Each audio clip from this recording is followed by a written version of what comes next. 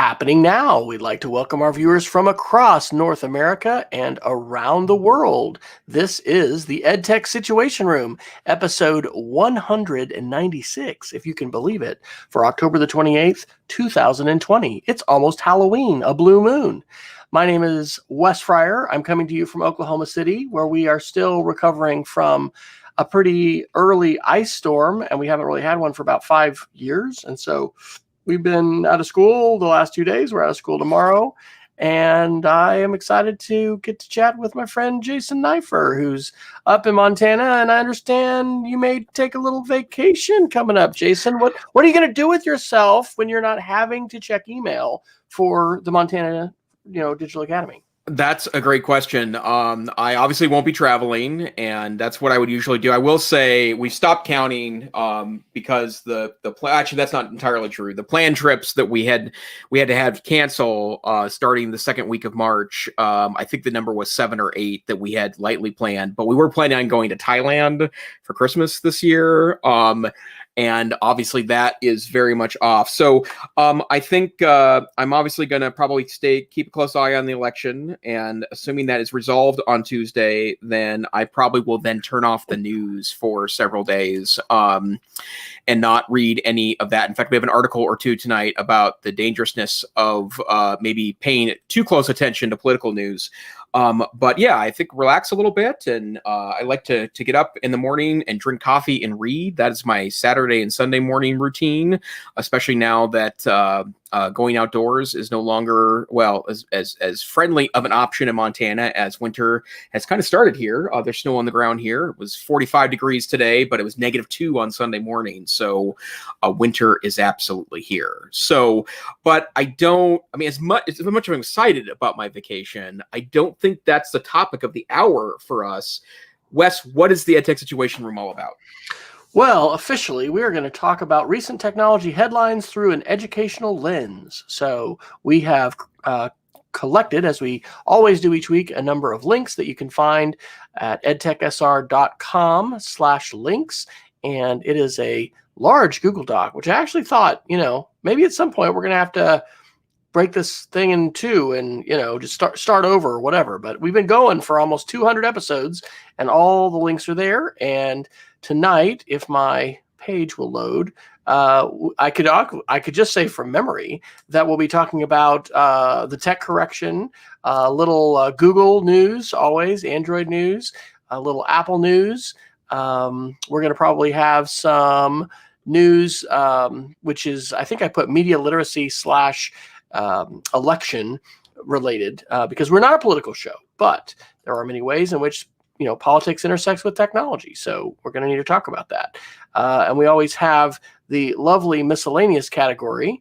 And maybe my page is going to load here finally. Copyright, fair use, connectivity, digital divide, Microsoft, security, podcasting, and of course, we'll end with the Geeks of the Week. So where would you like to start tonight, Dr. Neiffer? Well, I think in light of the fact that 1 week from now, I hope that all of this election mess will be over with. Let's start with the media literacy election meddling category that you started in on the doc. And I guess I'll start with a very quick one, and it looks like you have some really interesting ones in the notes tonight, Wes. But The Verge announced yesterday that they are going to partner with Associated Press for election results. And the reason why I'm mentioning this is because you're starting to see a lot of articles and hear a lot of news stories. I've heard a few on NPR. There's been a few on, I don't really watch news programs or news channels. I don't have cable. I do go to the news section of the YouTube app on my smart TV. Do sometimes take a look at stories for that, but you're starting to hear Facebook, certainly Google, to a lesser extent Instagram, a little more Twitter. They're starting to come up with strategies to deal with election night chaos that I guess for anything else is an attempt to kind of get rid of some of the criticisms of the national news media in the 2016 election. And I think it's really interesting this is happening. And what apparently will happen is that they will, in addition to banning election related ads, after the polls close on November 3rd, so no one can take out an advertisement in order to claim a victory in a close race to try to stoke public fears in one direction or the other. Google is going to display Associated Press-based authoritative calls on elections. So if you have a question and Google it, which I would imagine is going to be fairly common for the tech-savvy folks on election night, you're going to get AP results as a top result integrated into the results. And I think it's an attempt there to think that you don't have to put up with whatever search engine optimization pops to the top there, which could be, real news or not if you're not evaluating. And I think this is a very solid step to provide, a couple of extra steps of legitimacy to search engines on that night. So that's breaking-ish news, but I want to mention that. And then, sir, what articles have you thrown in tonight about this topic? Well, several. The first one, Wikipedia is a phenomenal example of so many different things. And Wired Magazine on October 26th has a great article called Wikipedia's Plan to Resist Election Day Misinformation. I think one of the other podcast links that I have in the show, maybe under this topic actually, is an interview in which the interviewees and hosts talk about Wikipedia as, a shining example of how in the midst of polarized times, one organization has been able to navigate so many different, polarizing forces and influences and be able to, present a consistent message that, hey, by the way, that everyone gets to see, regardless of your political persuasion. You see the same Wikipedia page at the same moment. So it's called Wikipedia's Plan to Resist Election Day Information. And so it details the ways in which Wikipedia, protects articles, and they're planning to, protect their main election 2020 page, but how they're going to be, utilizing their series of levels of protection and prohibiting, for instance, newly registered users, like brand new to the platform that haven't done anything in the past, from being able to immediately edit certain pages. And they're just tightening their restrictions. And so it's really a highlight of the procedures that are in place and have been in place for quite a while on Wikipedia on controversial issues, because there's a lot of controversial issues. And so I think that is, really important to note. And it's not just for the election. It's also important to note, the valuable tool that Wikipedia is. I've mentioned it before that just adding Wikipedia to searches when you have a source that you're not familiar with can really be enlightening, because it can, show you, even on the talk page, if there's debate and controversy, what the controversy is and what are people saying, about this particular source. And you can get a reasonably good idea about, the background of that. So Wikipedia is definitely, a good example of a crowdsourced platform in which media literacy skills and I would say a plan and procedures for handling what they know is going to be an extremely controversial time, ways to get ready for that. So that's one of the articles. Another one is, let's see, I guess this one is related. This is BBC News on October 4th, so this is a few weeks old.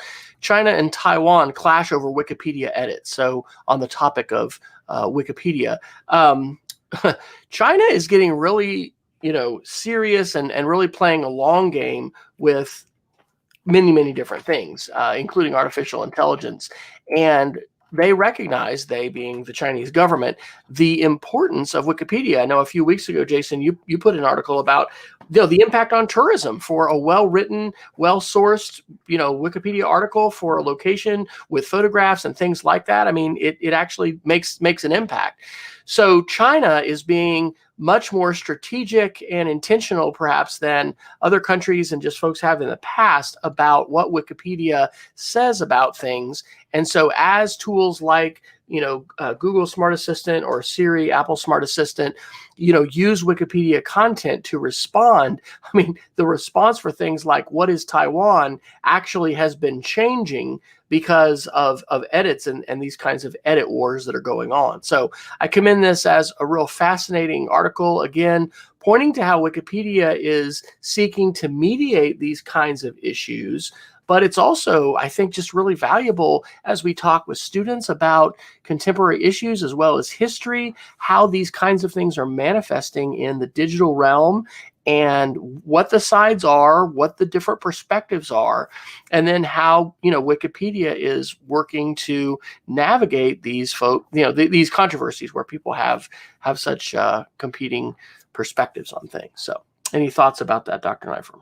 Well, I will tell you that in general, I would say that the Wikipedia, 22-year-old phenomenon now, it's been around for some time. And I still think it's one of the best places to go if you want to find resources to research a topic deeper. Generally speaking, I found it both as an historian and an educator to be a great first start if I need a quick explanation of something. But if I want to research something more deeply or find resources I wouldn't find from a search engine, that's a good place to go to get the bottom research, right? And I think Wikipedia realized really early how weird it looks when you have a community edited encyclopedia that people are just saying things off of the top of their head, where they really did build in a sourcing engine and a community response to unsourced articles. And I think it's a really interesting phenomenon. But I'm not surprised that they're taking a proactive stance to deal with potential misinformation on election night. I know that you can still, it's very easy to find articles on Wikipedia that are either locked or you get warnings about that the debate is too fierce over the topic. And so you should proceed with caution before not necessarily believing, but not verifying those resources. And I think it's a real win in in the internet age, where lots of other social-like technologies have been of question. The accuracy and also the kind of even-handedness of the Wikipedia has been pretty extraordinary. So great to hear. So another article in the same category, and these are, a couple. Well, one's a couple weeks old, one's from the summer, but this one is called "It's Time to Talk Seriously About Deepfakes and Misinformation," and this is from the website WebRoot. And we've talked about deepfakes on the show previously. Those are videos that are created where someone's face is juxtaposed on someone else's face, or the actual video itself is just a complete fabrication. In some cases, they'll get someone as a model who looks a little bit like the target person, and then they'll take their face and like other things that involve machine learning, it requires a lot of data. So public officials, like elected officials, think presidents and senators and representatives, people who've been on C-SPAN a lot, they've really had a lot of video taken of them. There's a lot of that data that can be fed into the system. Celebrities. And so deepfakes, initially I think gained traction because of pornography.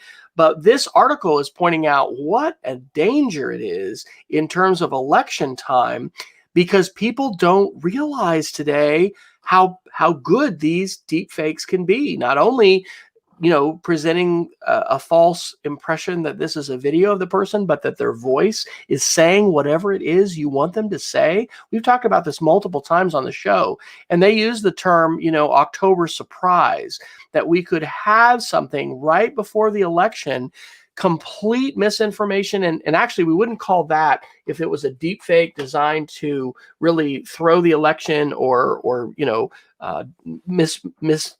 deceive people.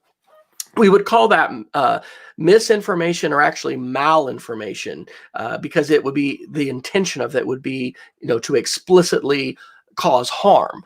But this article, which is from October 6th, is saying these technologies are really maturing to the point where it doesn't take, a nation state or somebody with millions and millions of dollars in really deep pockets to be able to create these. And so they're a threat to privacy, they're a cybersecurity threat to businesses, and they're a threat to election campaigns and to elections as well. So hopefully we're not going to see something like this emerge, but the landscape is ripe, and the technology available, open technology that's available, is really ripe for that.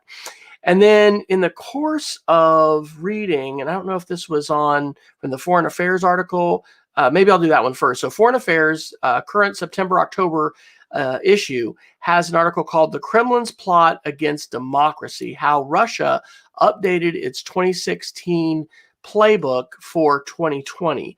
Again, we've talked on the show about the ways in which, in the 2016 election, Russia and other actors, which are in the shadows and are not, fully disclosed, but we know a lot based upon research and congressional testimony and reports that have emerged from U.S. intelligence agencies and others about the role that Russia took. They are not currently as easily identifiable. Like, oh, look, they just bought that Facebook ad in rubles. They are doing things that are more hidden, but there's also additional actors to include China and Iran that we know of. And this plan that Russia has, and this desire that they have to really sow discord, to try and amplify issues and things that polarize us here in the United States, to subvert democracy. Unfortunately, in the last debate, which I did watch most of, the presidential debate, our president really just dismisses any of this talk about Russia as foolishness, and it's not. I mean, our credible information or intelligence agencies and sources in the United States, as well as journalists, have documented this really, really well. And so, what this article is saying, and again, hopefully this isn't going to play out, but they're saying that what we will see in this current election cycle is going to be much worse than what we saw in the past. We are seeing Facebook and Twitter and YouTube take actions to curtail the spread of disinformation and the weaponization and manipulation of their platforms in ways that we did not see in 2016. So, this is the tech correction that we talk about, and we'll probably visit about a little bit more in this, show, but it's, the potential is there, and there's also, of course, always this cat and mouse game that's being played. And so it was either in that article or another one that I ran across this. This was from the summer of 2019 in June. I didn't even know this existed. There's an agency called the U.S. Cybersecurity and Infrastructure Security Agency. And so they have a whole, PDF here called The War on Pineapple, Understanding Foreign Interference in 5 Steps. And it kind of came about almost, it sounded like, as sort of a, offhanded comment and experiment by one of their officials. But what they were able to do was on social media to take what you wouldn't think is necessarily a hugely divisive issue, and that is, do you like pineapple on your pizza, like pineapple and ham, like the Hawaiian, or, do you prefer just like a straight pepperoni and standard thing? But then you can identify based upon that split groups, and you can manipulate that group, and you can distort the conversation, and then you can basically hijack conversations in media based on things that are polarizing, which you might not even think would be that big of a deal.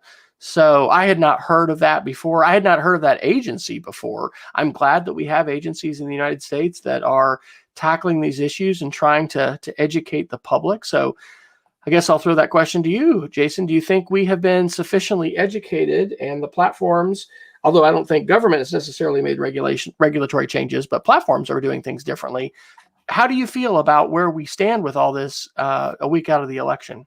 Well, I don't think it's enough from the standpoint that I still think Facebook is a bit of a cesspool of political division. And actually, there's something I got to get off my chest, Wes. Pineapple does not belong on pizza under any circumstance. Wow. I'm sorry. Look at that, guys. We're talking about some strong feelings here on the EdTech Situation Room and when it comes to pizza and pineapple. Unafraid to say that on Facebook, or join several sketchy groups to help prove my efficacy. If anybody wants to deliver a Canadian bacon and pineapple pizza to my house right now, I will gladly accept it and consume as much of it as I can.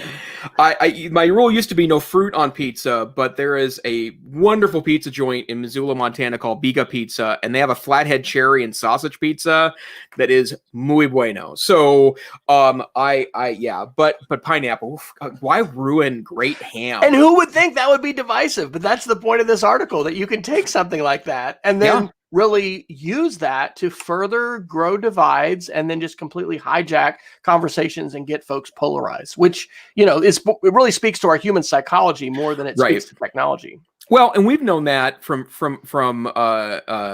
basic psychology for decades and decades and decades, right? That you can take something relatively arbitrary and inconsequential and really get people fired up about it to the point of it's not surprising to do that. And then the other one, and I was scanning the article and didn't see if this was part of this or not, but the other piece too is that oftentimes they will take Facebook groups that are not related to that at all, and build up a huge cachet of people that are maybe closely aligned to a particular issue, but they don't mention that issue, and then they'll just change the group completely. They'll absolutely and utterly wipe away any of the previous notions of that, and then start feeding trash misinformation to those groups. And my understanding too that groups are for sale on gray markets too. Like you can get Facebook groups have 1,000, 5,000, 10,000, 50,000 users. It seems a little shot in the dark that 50,000 users that were unrelated to something might hold a view that you could tweak, but it's not wholly unreasonable. And it goes back to that these technologies are just so powerful, and yet we're not really sure of their entire power yet. And I'm not entirely sure if we understand how we're manipulated by them either. And I think that's a piece that's extremely, extremely important. I want to mention another article that's related to this because I put this elsewhere in our tech correction section, but I think it's a good thing to insert now.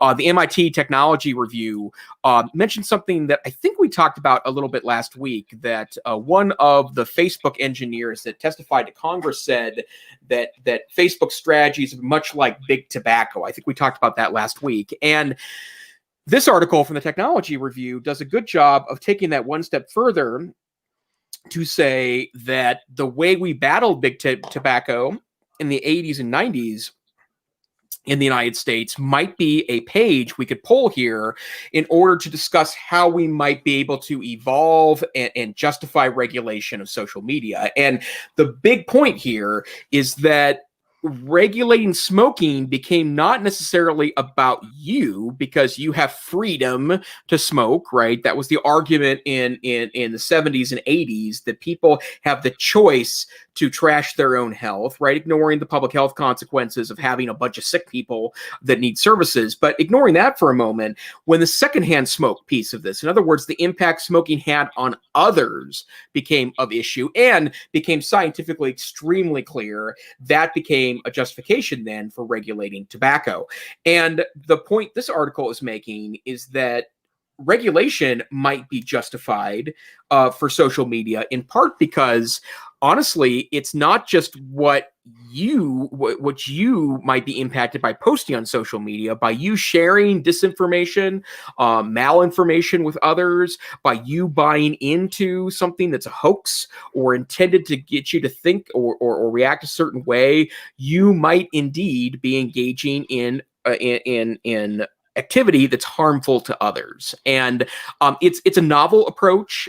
It's obviously needs a lot more thought and application, but I thought that might be an interesting, way to go next when we start talking about, now that we have a lot of evidence. This is from the article you share was from the Department of Homeland Security, right? But that becomes then a part of maybe how we start figuring out how to turn this around. And the thing to mention here that we've talked about, and if you haven't watched it yet, please do, The Social Dilemma. It is a documentary airing on Netflix. It was released in September by the Center for Humane Technology. My wife and I actually just watched it. I watched it for the second time. It was her first time. We're going to be doing a parent university on November 10th over Zoom for our parents about that. So important. And they're speaking in that documentary about this long game, right? That we are going to need to make some changes, but they're not going to happen quickly. And so, right, just as we saw with smoking, this was a long campaign that, attempted various ways of educating the public, but ultimately public opinion had to be swayed before legislation could be changed, and then reality could change, right? Because, I think I remember, I know when my wife was in high school, she's a little older than I am. There were designated smoking areas at school. I kind of think those might have been sort of on the way out, by like 84, 85. But, we're talking about a major significant change in the perceptions that we have as a general public.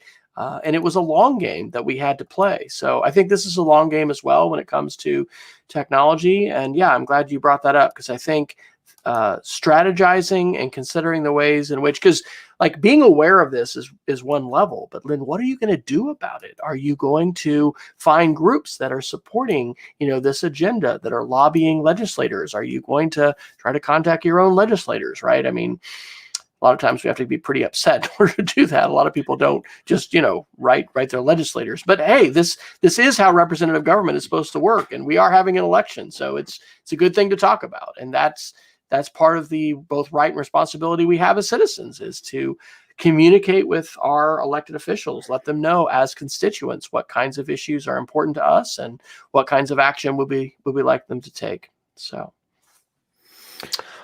All right. Where would you like to go next? Well, why don't we do one more political news one, and then I have a funny Facebook one I want to share, and then we could maybe move on from what's kind of turning into social media all the time in tech commentary. So a great Atlantic article from October 8th, reading too much political news is bad for your well-being.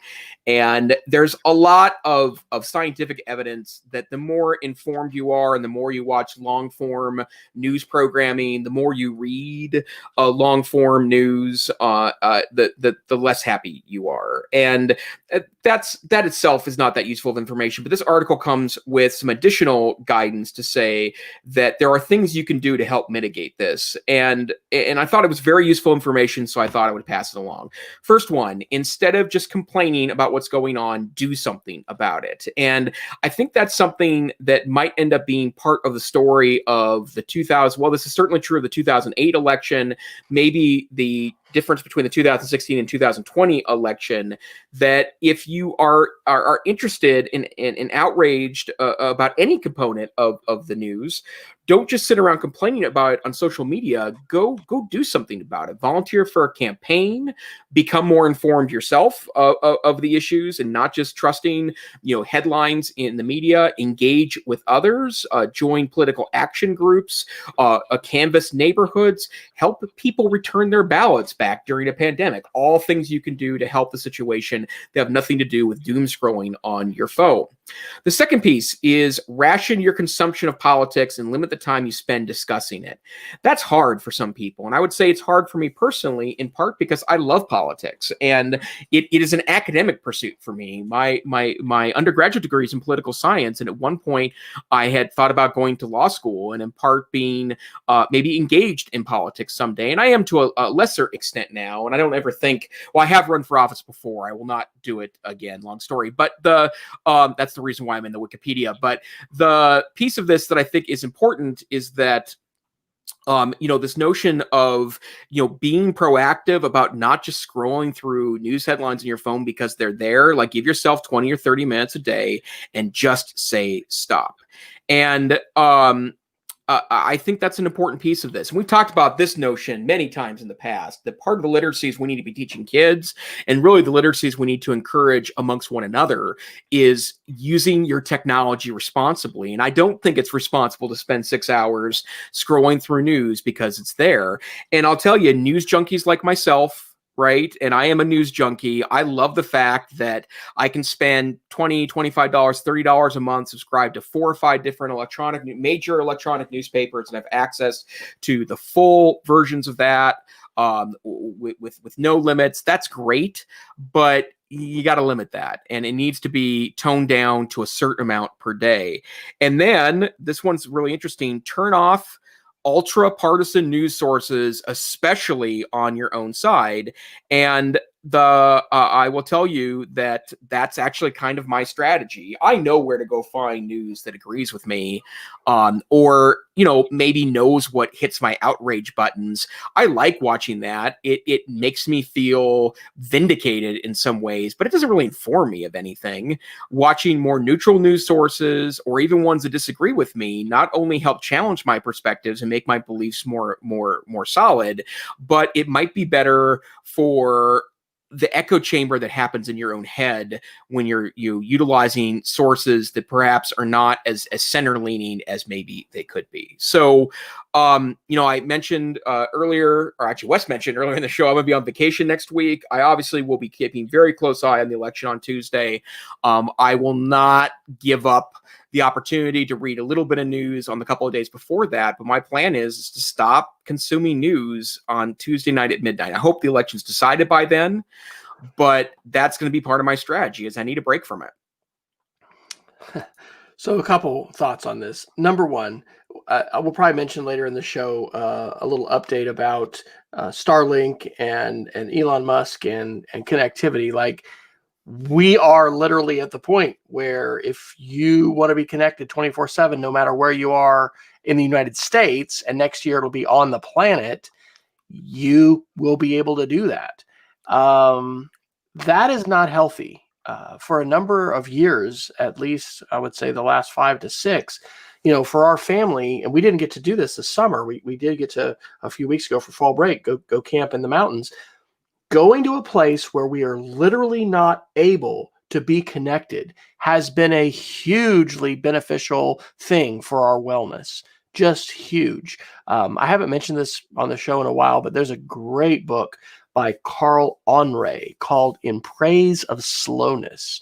And it started actually with the slow movement, slow food movement in Italy, and just really enjoying food. But like, golly, we need to be very wary of what we worship. And a lot of folks do worship information, and this again touches on the social dilemma. It's a great documentary. The hit of positive chemicals that our brain gets when we are, seeing these intermittent slot machine like rewards that are coming to us via social media, whether those are likes or comments or other things like that. So I do hope, Jason, that you'll be able to take a break. And the thing is, it is really, really hard. I mean, if you're not in a place where physically you can't connect, I've gone, not this last May because of the pandemic, but I don't know, for like almost 10 years, the first weekend in May, I usually will go to a men's conference down in South Texas. And for like the first 8 years, you couldn't connect there. Like, that was a feature. It wasn't a downside. It was like, oh, we're going to Mo Ranch. Sorry, honey, you can't call me. And that presents some difficulties. But anyway, that's just my first response. And then the other thought about this is talking about how we need to be helping students and helping ourselves navigate this. And I don't just want to absolutely berate a particular person and teacher, but I'll try to say this in general. In the curriculum in school today, we have students, for instance, studying and reading Shakespeare. We have students studying and reading Beowulf. I mean, we have kids doing intense multi-week units of study on topics that have been a part of the curriculum and maybe the canon of the curriculum in a particular school in a particular area for decades, maybe centuries. I don't know. We need to take a look at our curriculum, and this needs to be in it. This is so important, right? The power of these social media technologies to not only get our attention, but maintain our attention. And you mentioned doom scrolling, Jason. It's a real thing, and it's not just for kids, it's adults as well. So I really think that these conversations need to be part of the mainstream curriculum. Right now, it's sort of like if you have a teacher who, you're lucky to get, maybe you're going to be talking about these kind of things because they're just usually not part of the curriculum in the way that they need to be. So yes, that is a rant, but feel real passionate about that. Absolutely. Shall we do maybe some nerdier stuff? Yeah. How about that podcast tracking one? I think you've had that one maybe for a week or two. Let's do that one. I have. So the markup reports on October 8th that it will ask the critical question, is your podcast tracking you? And what's interesting to me about this, and we've mentioned kind of some meta commentary on podcasting in the past. I've been fascinated with podcasting. Well, I mean, 20 years, right? Podcasting's been around, and I used to listen to tons of podcasts when you had to download them onto your iPod using iTunes, and I love the notion of that because I've always loved radio content. I was a little kid that had a radio in my room, and I loved in the middle of the night you could pick up stations from far, far away. And in fact, when the Real Player became a deal in the late 90s, and you could get radio stations from other cities and nations, and now you can download apps where there's literally 100,000 radio stations that you can get from there. I don't think we really appreciate how different that was. That, I'm a kid in a town growing up when I'm a little kid, and there's 9 radio stations on a good night that you can get access to, and 3 of them are private broadcasts that are broadcasting non-traditional content. So it's not really 9. I was always amazed by that. But what this is talking about is the slow evolution towards tracking its users, in part because of monetization. And many of the platforms that are serving up podcasts now, and major companies are in this is not fly-by-night companies, are starting to add tracking to it for the purposes of telling advertisers who's listening, how long they're listening, how many times they listen, so that they can better serve advertising content to you, and then more importantly, track the number of listeners. And I have to say, I'm of two minds of this. Obviously, tracking is bad, right? From the standpoint of we want our privacy, and it's nobody's business how many times, I'm listening to X, Y, and Z podcast. But the part that we need to be, I think, extra cognizant of here is that our podcast is not an example of this because we do not monetize this podcast, right? We're doing this more or less for our own edification. We know we have listeners. Shout out to our regular listener in our chat room, right? Peggy George moderating chat tonight. But the other piece that's also a part of this is that we don't do this for financial purposes. So we don't track you because other than, I'm not even sure if we'd have the ability to track you other than to maybe track an IP address. We want you to shout out to us because we don't know you're there unless you tell us. Basically. Yeah, that's exactly it, right? Literally. And in fact, and I know we have listeners. I've been stopped at ISTE by a listener. I've been stopped at INACOL by a listener. I was stopped at the Digital Learning Annual Conference, DLAC, this past February by a listener. So I know, and someone heard my voice, right? That was the part that it actually kind of freaked me out. That, wait, are you Jason Neiffer? And I'm like, I am. Like, I recognized your voice from EdTech Situation Room. I'm like, you're the listener. But the point is that's not what we're talking about. But the big money podcast, right? So anything NPR is doing is a financial piece. Anything that has advertising in it. So I'm thinking about like the wonderful podcast Reply All on Gimlet Media. It's one of my favorite podcasts. And that podcast, I have to apologize, my cat is freaking out. But that is a podcast that has advertising in it, but is probably being served up by a system that is both tracking the number of downloads, and they're starting to come up with more and more clever ways to get even your podcatcher, whether it's a podcatcher that's made to do this or not, send data back for the purpose of advertising. So I don't know if I care, in part because the free internet runs by advertising, but it's something to think about. So just of note, interesting, just full disclosure. So we use a plugin on our WordPress site called Podlove, and it does enable us to know how many downloads. It's not tracking who's done what. We don't know how long people have listened. It just and how many of these are bots, right? Because bots can be downloading things too. But we're consistently getting over 150 downloads a week. I mean, that's the realm of our podcast. We have 109 downloads from last week, which is that's great. I think we do need to care about the entire model of current social media, which Shoshana Shoshana Zuboff. She is the author of the book called Surveillance Capitalism. She is one of multiple people included in the documentary The Social Dilemma, interviewed. That is the underlying model. And I just saw this again, so it's just fresh on the brain. But, it treats human beings as extractable resources. The data that we create, the information that we share about ourselves is monetized in many cases, really without our knowledge and kind of without our permission, although we're all clicking the, I accept agreements for whatever, we're signing up to do.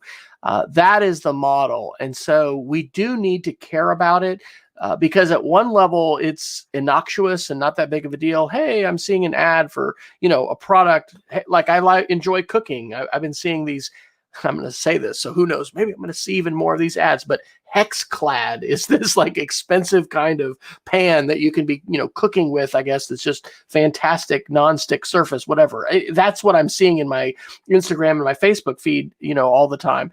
And like, that's actually kind of interesting to me because I am frustrated about my year-old pan that I'm ready to chuck out that I bought at Walmart. I mean, that sounds like it's not that big of a deal. But when it comes to election subversion and folks being able to micro-target folks and use A/B testing, which involves thousands and thousands of iterations to know exactly what kind of message, because Jason doesn't like pineapple, and connecting the dots with these on his pizza, we should say. Maybe you like pineapple otherwise. But have you ever had Hawaiian pineapple, by the way? Have you and your wife been to Hawaii? I'm going to totally just go. I went to Hawaii in 1979. So you need, when this stupid pandemic is over, you need to go back for sure and visit the Dole, pineapple place, because the pineapple that they can't export, oh my gosh, it is so good. It is so good. That's a complete squirrel. So sorry, guys. But no, this is the thing about data and the ways, the reason why we should care is because if you can connect enough dots, which some of these may seem wildly, irrelevant, just not not a correlation, but these engines of technology, these programs are able to put these things together, and they are able to manipulate us. And that's really what social media and the advertising model underlying surveillance capitalism is about. It's about trying to shift perceptions and shift behavior in the way that people who pay want to have that happen. And so when it comes to, Hexclad, cookware or the kind of pizza you want to order or whatever, like that's innocuous. And we're like, I don't really care. But if your democracy's been subverted and, some rich organizations or individuals or other nation states have subverted your electoral process because they're able to not hack the system, but just use the system the way it's been designed, which is, hey, guys, you want to micro-target and send a message to a political group? Great, go for it. We'd love for you to, because, we want more money. That becomes something that we need to care about. And so I think that's, again, the bigger issue that's a long game.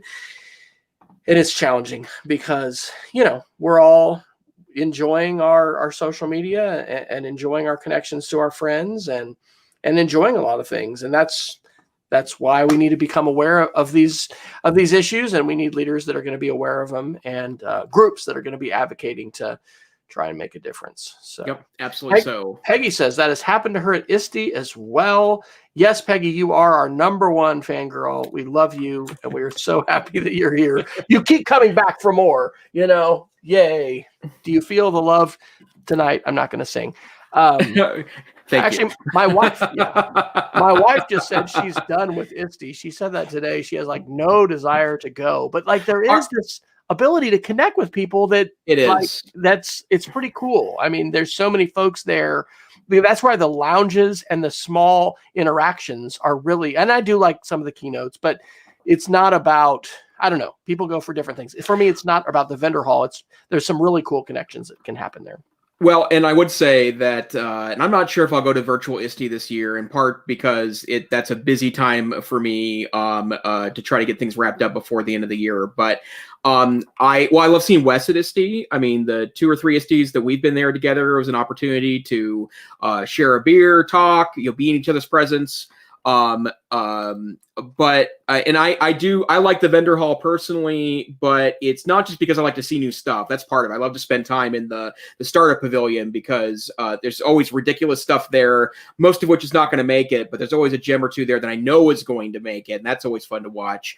The other thing that's really valuable about that conference, and unfortunately this does not diminish the kind of boat show criticism that is often leveled at ISTE, but I find it important for strategic meetings with vendors that if you really want to ask something big of a vendor, or if you really want to forge a bigger partnership than simply being a financial relationship, that's the place to do it, because oftentimes the CEO will be there, or upper management for sales positions. And I've had fascinating conversations with everyone from Google to the Florida Virtual School at ISTE that I wouldn't be able to have otherwise. But the tracking component of things is concerning, but the part that we're going to have to figure out, and I don't know what this happens, is that we might have to trade the free nature of the internet, not the freedom nature, the free nature of the internet at some point to diminish the impact of advertising, right?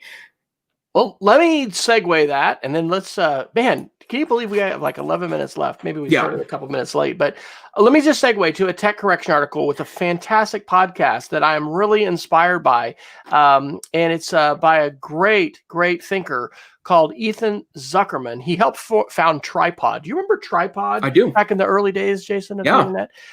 He is now part of a center that is being created in the Northeast. It's called the Institute for Digital Public Infrastructure. And so he has launched a new podcast called Reimagining the Internet. And part of what he is saying, this is going to be a series of interviews. And right now they just have the first episode where he's kind of sharing his biases and kind of where he's coming from with this. They are talking about how, like, we have highways, right? Highways and interstates in the United States and, around the world, I think, are generally not in existence because somebody's going to profit from them. I mean, we have a lot of turnpikes now, but in general, like when Eisenhower set up the interstate system, it was because there were a lot of important societal benefits that were going to come from a reliable, well-maintained set of roads that were going to connect the nation. And so anyway, this is inspiring because on that note of what kind of future digital architecture do we need? We're going to, we need to play a long game, and we need to think outside the current advertising dominated model, surveillance capitalism dominated model that we have. So that is a link that we've got in the show notes tonight under the tech correction, which I think is pretty inspiring. Let's hit a couple of these articles quick, because I think we're going to need to in order to get to some of them.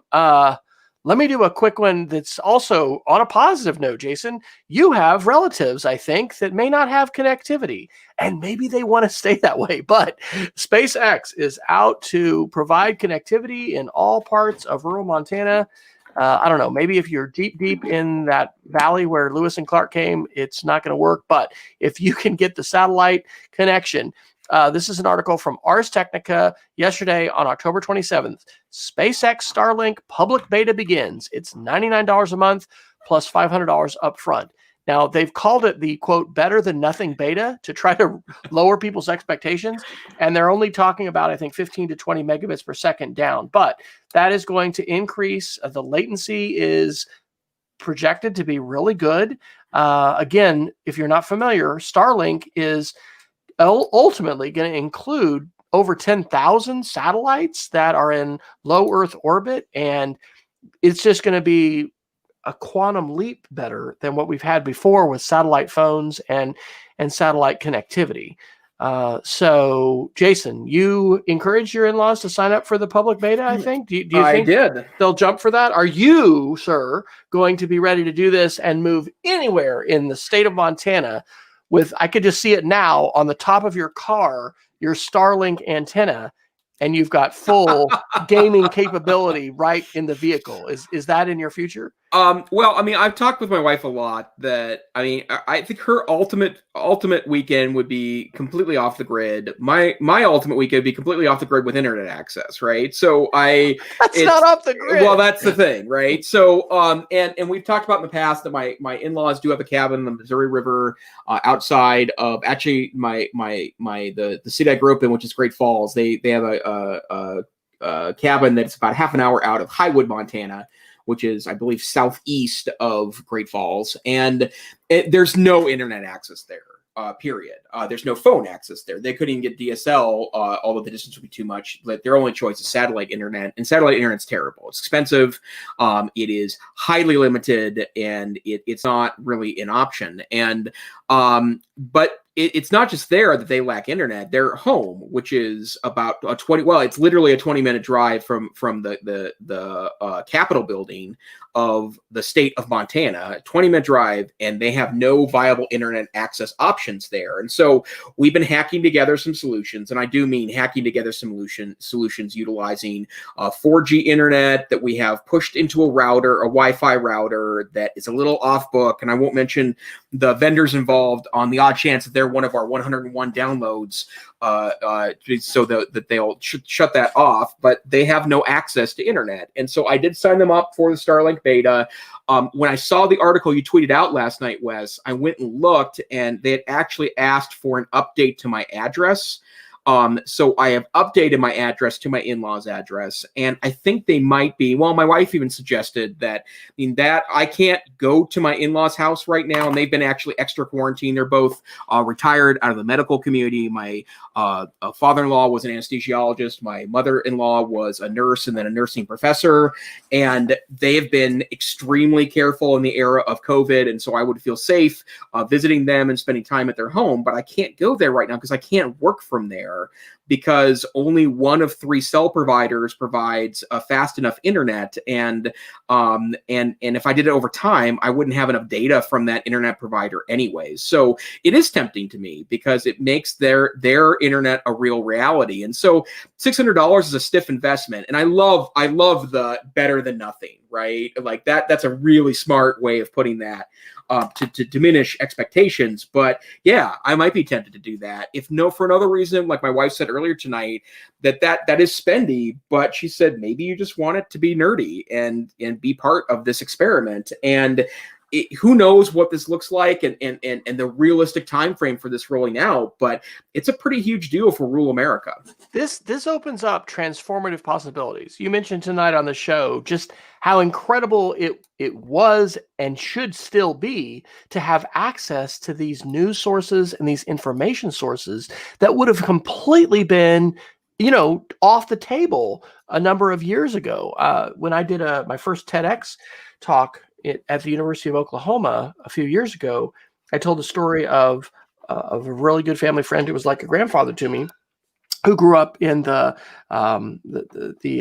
Valley of Texas in far South Texas. And, he told me a story about when he was building his first radio, and he was like putting a trash can on something as an amplifier in their garage. But at night, when the atmospheric conditions were right, and we're talking about the Valley of Texas, like down by McAllen and stuff, they could hear Omaha.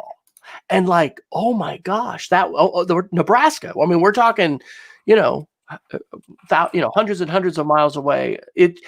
What we're talking about here is transformative, and it really can open up doors, right? The possibility to have high-speed internet connectivity, reliable connectivity, wherever you are, can open up doors to, live places and to do things that you just would not be able to do otherwise. This is connectivity. This is digital divide. Of course, this requires money, but I think it's exciting, and I'm personally excited that this is something you may pursue. Shelley and I have talked about it, in terms of where we go and where we live, right? If we're teaching online, if you got reliable internet, there's all kinds of possibilities for you there. Well, and I could see, like, I've been tempted by the tiny house movement, not because it's realistic for me, because I'm a pack rat. I mean, look at got to get the right direction here. Look at the, this is just computer, and well, actually, I think that second shelf right above my head is just notebooks. So, I'm a bit of a pack rat, digital and otherwise. So, it's not that realistic, but I could see buying, maybe 10 acres in the mountains and putting, a little A-frame cabin there and spending the summer there, or spending 2 weeks at wintertime there. And not that if I don't have the internet, woe is me, but I would like to be able to work from there. That'd be super sweet. And, and the other thing too is that the great thing about the Starlink internet technology, we've had a couple articles about this. We're not talking about sad, slow internet either. We're talking about 100 down, 100 up. Right, that is legit internet and beats a lot of urban connections too in under technology saturated areas. And so, more opportunities here, more competition, the better. Hey, we're paying for the top cable connection we can have, and we're limited at 35 up. The fact that this could be faster than that is pretty exciting. Yep. Let's get a couple more quick ones, and we're going to need to do Geeks of the Week. Apple is developing an alternative to Google search. This is huge. So this is Ars Technica from today on October 28th. I actually heard a different source for this on my Google Home news this morning. There is an antitrust suit. We talked about it last week on the show that the Department of Justice has filed against Google.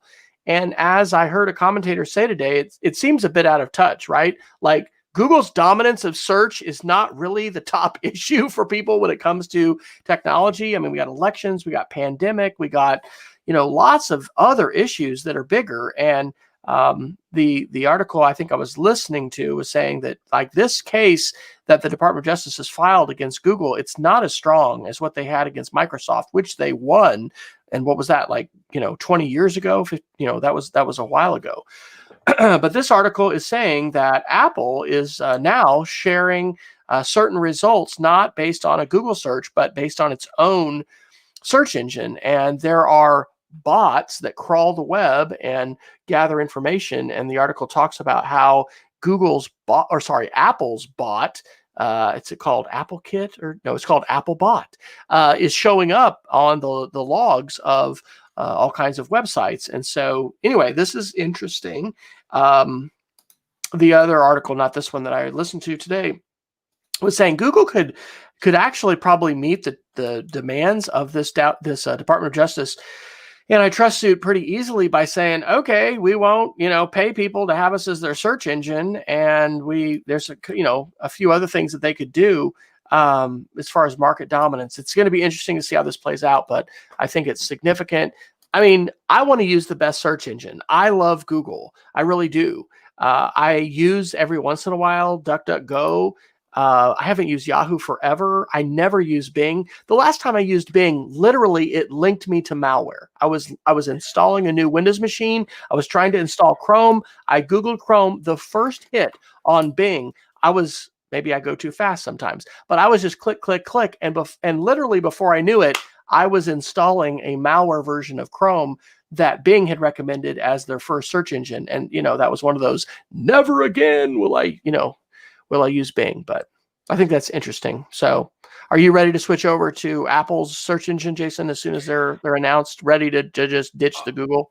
No, except that, I don't think people remember how bad search was before Google, right? And if there were a viable alternative, people would use it, right? Like, and I do occasionally use DuckDuckGo as well, and I can't say that I've been linked to malware on Bing, but I will say that I've done comparative searches before, and it's just not as effective, right? Like, and if I know a certain piece of information exists, I will sometimes test both search engines. And I admit I am a bit of a ninja on Google because I know some of the tricks to narrow down the searches, which is something I've picked up over the years. But but it would have to be good. And the thing about Google's primary response so far, we talked about this a little bit last week, that people aren't forced to use Google and alternatives exist in the marketplace, right?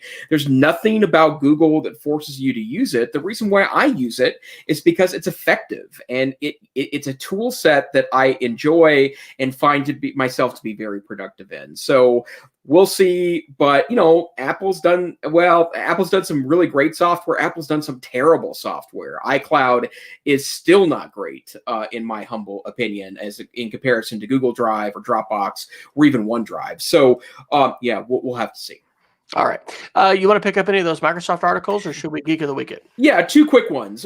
First, Internet Explorer users. So I don't think that's a ton of our marketplace are going to be surprised because certain websites in the relatively near future are going to be redirected to the new Edge browser, the Chromium-based Edge browser. And I guess the thing I would tell you, well, first and foremost, I've felt that Internet Explorer has been a clunky mess for a long time. So if you are using Internet Explorer 11 still, please move to the new Edge browser. It is infinitely better. And the other thing I would also tell you, if you happen to work in IT, I know there are software suites, and some of them happen to be ones required for accounting at the University of Montana that force Internet Explorer 11's framework to be able to work. Start kicking your vendors now to say it has to work outside of Internet Explorer's architecture because it's going away. And Microsoft has been very clear that the things they built into the IE infrastructure that a lot of software is built on top of, unfortunately, will not be featured in Edge. And so you got to move away. And if you just don't want to move software yet, even though that the updates aren't available, that's one thing. But if your vendor is dragging their feet on this, make them move now. It's time to have those conversations. And then just a kind of a program note, I guess. The new version of Windows 10, the 10 October 2020 update is out. I have installed it. I do not do upgrades on Windows because that has never gone well for me ever since Windows 10 started. So I wiped my computer last week, downloaded the ISO. Excuse me. I'm getting very excited here, apparently. I'll say a comment while you're getting a drink. Alt-Tab is updated for this. I was just seeing. Yes. And that's actually a power user tool, which you can do on the Mac too, although it's Command-Tab. Command-Tab and Alt-Tab have worked basically synonymously, where it'll just, show you what's active and you can quickly multitask your apps. But anyway, this is a refresh to Alt-Tab. So if you know what the heck I'm talking about, you are a geek.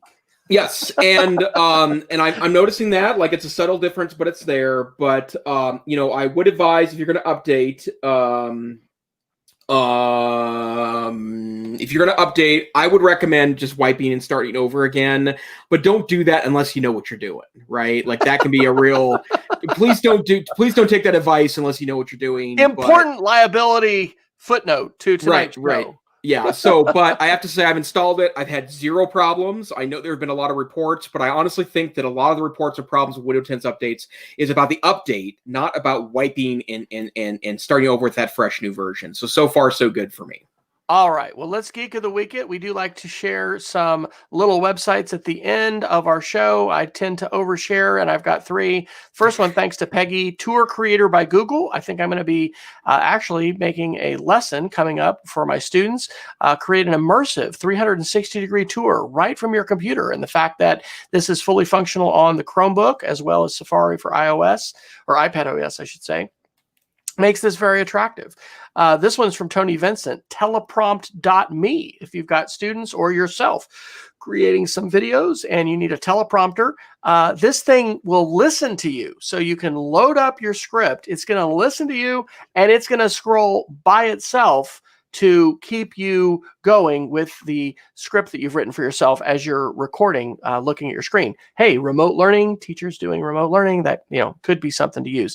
And then the very last thing on the topic of search, I learned about because of these articles we were reading this week. Neeva, Neeva. It is ad-free private search. It has a wait list. You got to sign up, and so I've signed up to join it.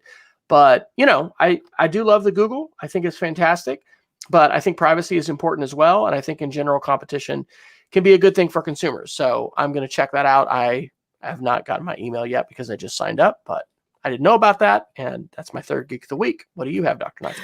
I'm sharing a great article from Chrome Unboxed on October 21st that gives you instructions on how to download the Linux version of Microsoft Edge, the Chromium-based version of Microsoft Edge, and install it on your Chromebook. And so this is a scenario if you are a Chromebook user, either by district application or you've bought one yourself, and you are somewhere in the Microsoft universe, you can actually download this browser, use it as you regularly would the Edge browser, and then keep kind of a second set of accounts under the same piece. So as an example of this, my institution is Google Apps, but I work on a campus that broadly has implemented Microsoft tools. So my email is Microsoft based. And so what I have done in my work account, my work Chromebook account, is I've downloaded the Microsoft Edge browser on Linux or for Linux. I've installed it on my Chromebook. And whenever I'm doing University of Montana stuff, which is based in Microsoft, I just open up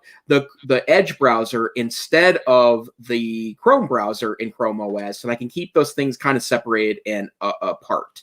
And I don't think there's a lot of great Linux software for the typical end user that you'd want to install, but this is an example, and Firefox happens to be as one as well. It's a wonderful thing to install on your Chrome OS device. Well, that is excellent. We're probably just a minute or two over our normal hour-long time, but if you've stayed with us, we appreciate it. Peggy has.